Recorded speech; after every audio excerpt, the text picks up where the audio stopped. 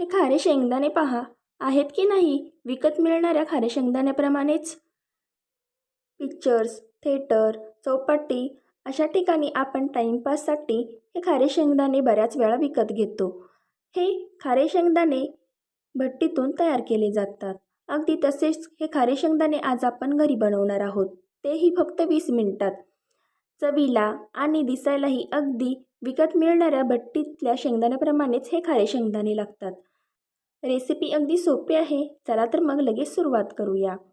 तर त्यासाठी इथे मी 1/2 किलो सोलापुरी शेंगदाणे घेतलेले आहेत. हे शेंगदाणे दिसायला थोडेसे लालसर असतात आणि थोडेसे मोठे देखील असतात. तसेच यामध्ये तेलाचे भरपूर प्रमाण असते, त्यामुळे हे चवीला देखील अगदी छान लागतात. इथे मी हे 1/2 किलो शेंगदाणे निवडून अशा प्रकारे मोठे मोठे घेतलेले आहेत. आता हे शेंगदाणे आपण एका पातेल्यामध्ये घालूयात आणि यामध्ये हे शेंगदाणे छान पूर्णपणे बुडतील अशा प्रकारे पाणी ओतायचे आहे. साधारण इथे अर्धा ते पाऊण लिटर पाणी ओतलेले आहे. आता यामध्ये 2 चमचे मीठ घालावे आणि चमच्याने अशा प्रकारे ढवळून घ्यावे. मिठाचा इथे आपण जास्त वापर केलेला आहे, कारण आज आपण खारे शेंगदाणे बनवत आहोत, त्यामुळे मीठ जास्तीचे वापरणे गरजेचे आहे. आता हे पातेले आपण गॅसवर ठेवूया. आता या पाण्याला एक उकळी येऊ द्यावी. पहा, व्हिडिओमध्ये तुम्हाला दिसत असेलच, हे शेंगदाणे पाण्यामध्ये पूर्णपणे बुडालेले आहेत आणि पाणी थोडेसे गरम देखील झालेले आहे. आता या पाण्याला एक उकळी येऊ द्यायची आहे. चमच्याने अशा प्रकारे अधूनमधून ढवळत राहावे, म्हणजे पाण्यामध्ये घातलेले मीठ पूर्ण शेंगदाण्यामध्ये व्यवस्थित असे मिक्स होते. पहा, आता पाण्याला चांगली उकळी आलेली आहे. चमच्याने अशा प्रकारे हे ढवळून घ्यायचे आहे, म्हणजे पाण्यामध्ये घातलेले मीठ शिजताना शेंगदाण्याच्या आतपर्यंत व्यवस्थित जाते आणि शेंगदाणे वरून आणि आतून देखील छान खारमुरे लागतात. हे शेंगदाणे खूप मऊ होईपर्यंत शिजवायचे नाही, तर अगदी अर्धवटच हे शेंगदाणे आपल्याला शिजवून घ्यायचे आहेत. पहा, आता पाण्याला उकळी आल्यानंतर 2 ते 3 मिनिटे इथे आपण हे शेंगदाणे चांगले शिजवून घेतलेले आहेत आणि इथे तुम्ही पाहू शकता या शेंगदाण्याला थोड्याशा सुरकुत्या देखील वरून पडलेल्या आहेत.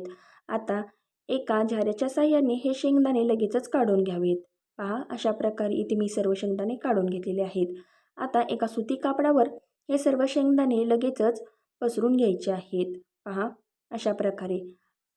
आता हे शेंगदाणे साधारण 10 मिनिटे अशाच प्रकारे या सुती कापडावर ठेवून द्यावेत, म्हणजे ते थोडेसे सुकतात. यातील ओलावा देखील थोडासा कमी होतो, पण ते पूर्णपणे देखील वाळू द्यायचे नाहीत. भट्टीसारखे खारे शेंगदाणे बनवण्यासाठी इथे आपण हे शेंगदाणे मिठामध्ये चांगले भाजून घेणार आहोत. त्यासाठी गॅसवर इथे मी एक लोखंडी कढई ठेवलेली आहे. आता यामध्ये एक मोठी वाटी मीठ घालावे. इथे हे मीठ तुम्हाला थोडेसे काळसर दिसत असेल, पण या अगोदर अशाच प्रकारे काही पापड आणि खारे शेंगदाणे बनवण्यासाठी देखील हे मीठ मी यूज केलेले होते. यासोबतच यामध्ये आणखी थोडे न वापरलेले मीठ देखील घातलेले आहे.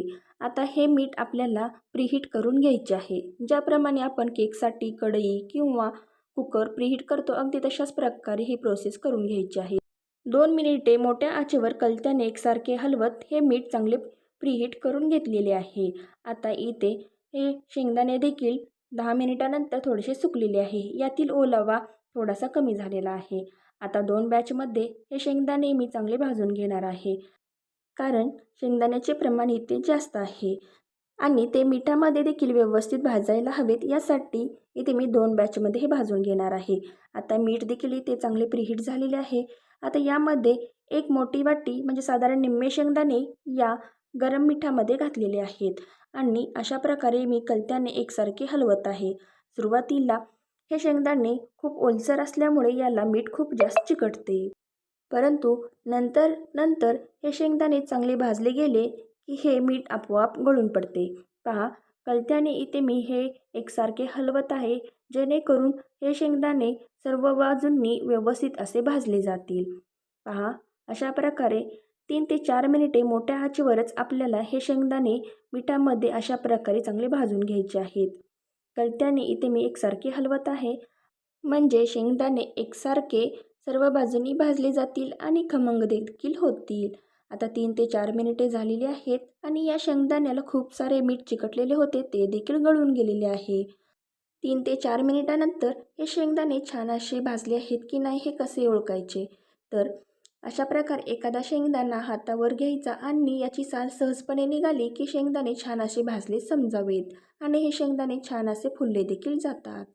पहा, आता हे शेंगदाणे छान भाजलेले आहेत. आता ते मिठामधून काढून घ्यायचे आहेत. तर अशा प्रकारच्या झाऱ्याने हे शेंगदाणे मिठामधून अगदी सहजपणे काढता येतात. व्हिडिओमध्ये तुम्ही पाहू शकता अशा प्रकारे झाऱ्याने हे शेंगदाणे सहजपणे मिठाच्या बाहेर काढता येतात आणि याला मीठ अजिबात चिकटत देखील नाही. पहा, अशा प्रकारे अगदी भट्टीत मिळणाऱ्या खारे शेंगदाण्याप्रमाणेच घरच्या घरी अगदी सोप्या पद्धतीने हे खारे शेंगदाणे तयार झाले आहेत.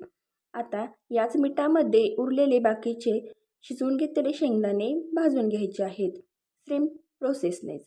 आता हे शेंगदाणे देखील 3 ते 4 मिनिटे मोठ्या आचेवर अशा प्रकारे भाजून घेतलेले आहेत आणि अगदी मस्त असे हे खारे शेंगदाणे तयार झालेले आहेत. शेंगदाणे भाजण्यासाठी जे मीठ आपण वापरले होते ते थंड झाल्यानंतर एका भरणीत भरून ठेवावे. नंतर याचा अशाच पद्धतीने पुनर्वापर करता येतो. आता इथे तुम्ही पाहू शकता अगदी भट्टीसारखे खारे शेंगदाणे इथे तयार झालेले आहेत.